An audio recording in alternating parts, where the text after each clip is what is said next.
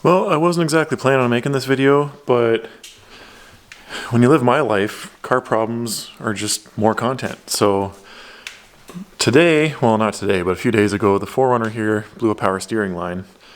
And so I'm going to have to try and replace it. I'll show you which one it is. And lucky for me, it's kind of the easiest one out of all of them, I believe. I think it's pretty common on these 4Runners and GX470 too. So it's this guy right here on the driver's side frame rail. It looks like it's a low pressure return line. The good news is it's just a rubber hose up here, so it's just a hose clamp to get it off, and then it goes to this hard line that has obviously just rotted out. And then it goes to another hose end further, somewhere under here. So anyways, I just ordered a whole replacement hose from Rock Auto. I haven't opened it up yet. Hopefully they sent me the right one. So I've decided where I want to start this job is going to be on the bolt that attaches this hard line to the frame rail. I just know that it's going to be a problem. If you look at it, it's rusty. That's where the leak is on this line in the first place, is on that part of the hard line. So we're dealing with some big time corrosion there, and I know it's going to fight me. So I'm not too concerned with the hose clamps on each end of this to get it off, but I think the starting point is that bolt right there. I have a feeling I'm in for a bit of a fight here. You're going to be a little jerk, aren't you?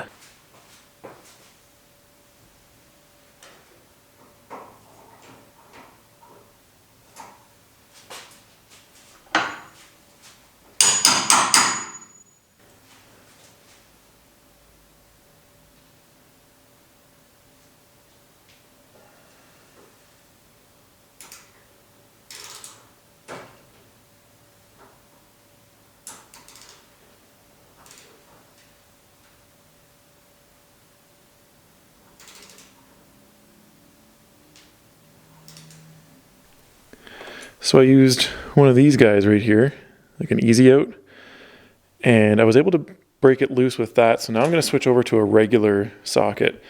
And what I want to do is, instead of, even though I've got it loosened up now, I don't want to, because it's so corroded, I don't want to just continue loosening it. Eventually the rust is going to build up and it's going to snap, right? And I do not want to snap a bolt that's in the frame, if I don't have to. So the idea is, now that I've got it loose, I actually want to tighten it up a little bit and then work it back and forth and just kind of work that built up rust in those threads free. And otherwise it's going to build up and I'm going to snap the bolt when we think we're in the clear, but we're not, because that bolt is not out yet. So got to finesse this a little bit. And this is one thing I've learned from working on these rusty Canadian vehicles. Well, maybe they're not all rusty, but you know what I mean.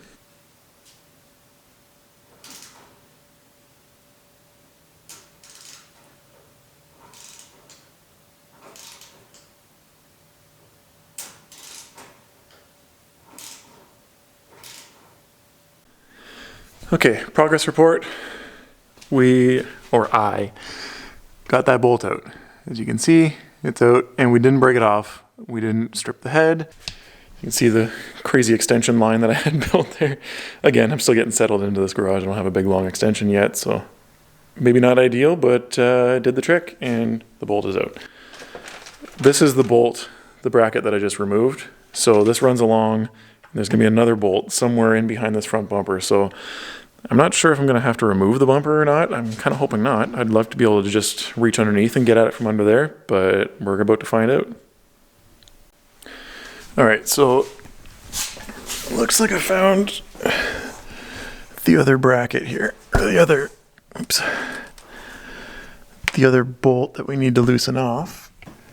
This guy right here. So this bolt's on the side of the frame rail, on the driver's side here still. So this hose, it just comes down the frame rail and then wraps around and loops back up, and then it runs across. So we're going to loosen that bolt off. I believe it's probably another 12 millimeter. By the way, this first one was a 12 millimeter head. Probably the same story again. Probably gonna have to use an easy out again, but we'll just be patient, work away at it, and then it's just a matter of dealing with the hose clamps and probably power steering fluid everywhere. But at least no more rusty bolts at that point. So let's get the second one out and see where we're at.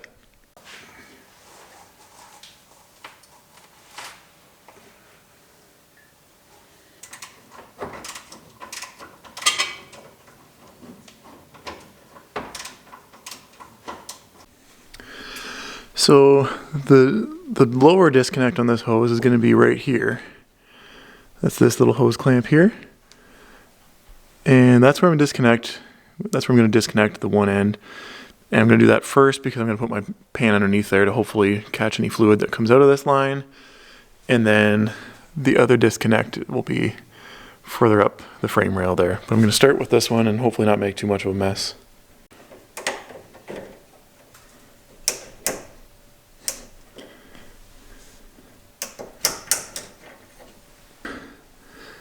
We've got this hose disconnected here now.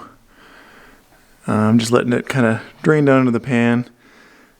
Hopefully I can get as much fluid out of that as possible before I remove the rest of the hose. But then I'm going to disconnect it up top and take it out as one assembly. So you can see it's just draining down into the pan here a little bit. I'm going to try and see if I can speed up the process and grab onto the line a little bit and angle it down. But basically just going to wait for that to drain, I guess, and give it some time. Alright, first of all, I gotta apologize. I'm being an awful YouTuber right now, but I'm kind of under the gun here in time-wise. I gotta get this truck fixed up, so... while I was gone, I got the old line out, got the new one back in. I ended up... There's a section of hose that comes on the new one that's way up here, that goes right on the actual steering rack. And it's so hard to reach at the clamp on that one that I ended up instead...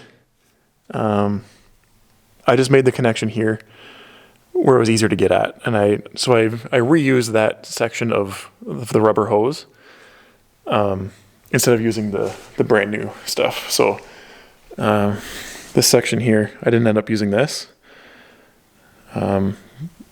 Seems like the hose that's on there is in decent shape, and it was very clear that the leak was at this metal line.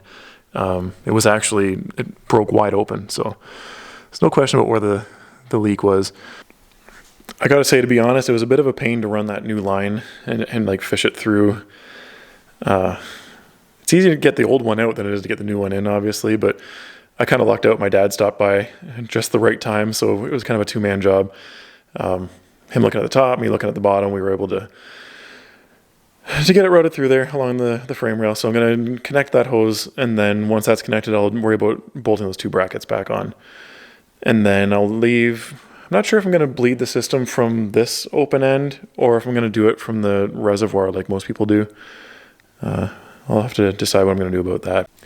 Okay, so you can see here that the new line is in and both brackets are now bolted down and everything's all buttoned up. So what I ended up doing was I did bleed it from this hose right here. I just capped the metal side of the hard line, and I just put like a plastic bag over it and then zip tied it, and then I left the rubber hose loose, and I was able to point that down into this jug right here. This is not orange juice. Don't drink this. And so that's how I bled it, and the bleeding process is pretty straightforward. One thing though is you can see I've got the front end jacked up a little bit. Ideally, you want to jack it with the tires right up off the ground to make it easier for you, but I'm just using the jack that I have for the car.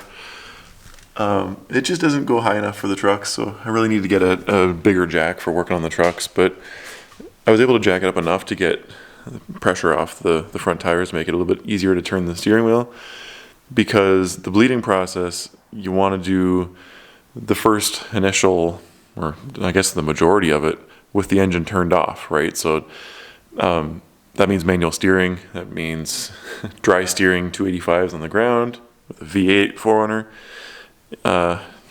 You want to jack it up to make it a little bit easier on the steering components and honestly just easier on your arm. So I used this stuff here because you want to use Dexron 3 or better ATF fluid for these Toyotas. You don't want to use power steering fluid. I think a lot of people get that wrong. I'm not sure if it's going to cause like major damage if you use the wrong fluid. I mean, these Toyotas are pretty relaxed when it comes to like aftermarket sensors and running different fluids and stuff, but I just don't like to mess with it too much. So I use the right stuff. The idea is you want to jack the front end up off the ground a little bit, and then open up the cap on the reservoir, and it was already low on fluid because of the huge leak that I had. And by the way, speaking of leaks, this is the old hose that I pulled out, and as you can see right here, it broke right off when I was trying to disconnect it from the rubber section. It was that brittle. It actually split on the side, so no question that's where the leak was coming from, that's for sure. So happy to have that replaced, fixed up. So yeah, because that was leaking so badly, the reservoir over here was pretty low on fluid, almost completely empty. So I filled it up first, then with the front end jacked up, and the key just on. You don't want to start the engine, just turn the key on so you can unlock the steering column, turn the wheels lock to lock. Did that once, and then checked the fluid level again, and it was low. So we were pushing dirty fluid into the pan down here. Or sorry, not into the pan, but into our jug that we were bleeding here.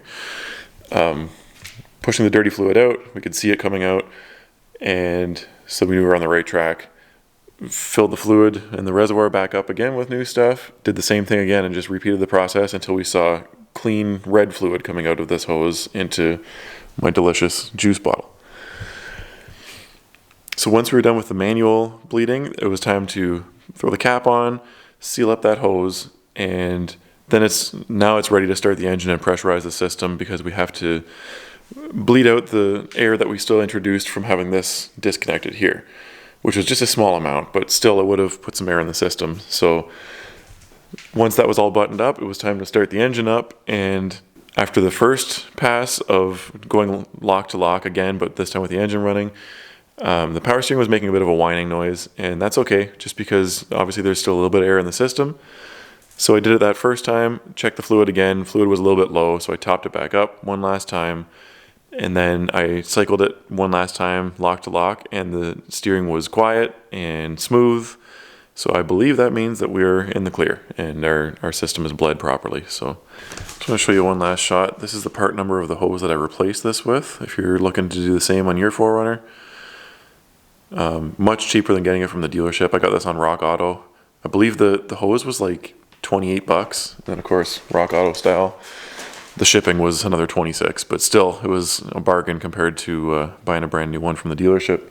So if you're interested in working on these 4Runners and learning something else that you can do very easily, go ahead and check out, I did a video, YouTube is going to throw it up on your screen right now. I did a video replacing all of these light bulbs in here that commonly burn out on these 4Runners.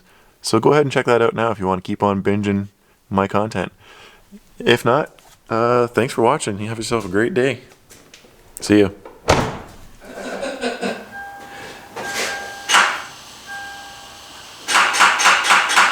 Okay. Oh, What's that mean? battery's dead. Oh, come on. Really? Yeah, You gotta turn her over. battery's dead. Okay. Let's put your charger on real quick. That charger ain't gonna charge anything quickly though.